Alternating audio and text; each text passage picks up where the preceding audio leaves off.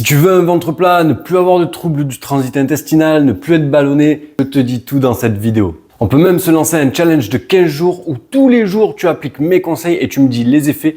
Au bout des 15 jours, tu m'en diras des nouvelles. En vrai, je suis le gars casse-pied avec l'eau. Il y a encore trop de personnes qui négligent les bienfaits d'une bonne hydratation. Mais c'est ça qui m'a aidé, en plus d'une bonne alimentation, je pense, un meilleur transit et de ne plus être ballonné.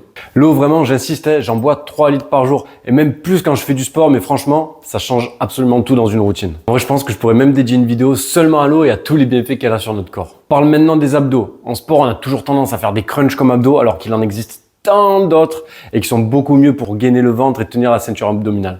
Pas besoin d'en faire plus que 5-10 minutes par jour, sérieux. Et tu peux même le faire quand tu es au bureau, quand tu es assis. Et ça, c'est vraiment hyper important. Déjà aussi, arrête de te tenir comme ça, voûté, comme on voit tout le temps les gens avec leur téléphone. Tiens-toi plutôt droit et gaine le ventre. Et rien que là, en fait, il faut toujours avoir ce réflexe de gainer le ventre.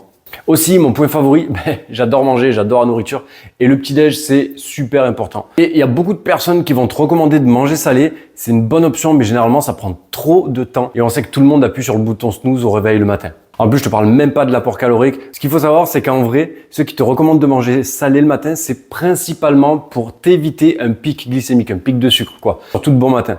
Alors qu'il te suffit de trouver une alternative, même sucrée, en goût, avec un indice glycémique faible. Et oui, ça existe. Là, je m'adresse vraiment à ceux qui ne font pas le jeûne intermittent.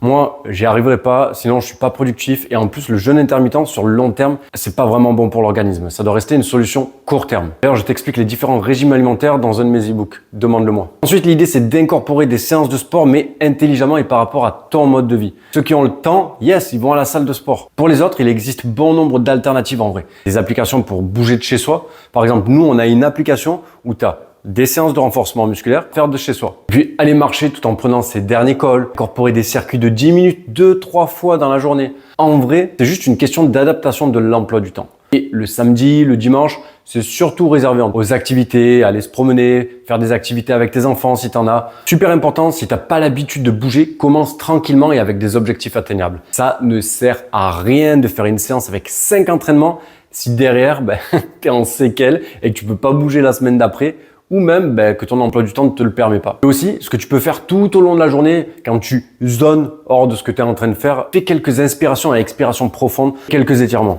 Maintenant, ce que je te propose, c'est de faire avec moi un challenge de 15 jours où tu fais absolument tout ce que je t'ai recommandé dans cette vidéo. Dans 15 jours, on se retrouve sous cette vidéo et tu me dis exactement comment ça s'est passé, où en est ton ventre et les effets que tu as eu. Et je t'assure, c'est sûr à 100%, tu vas me dire que c'est trop bien.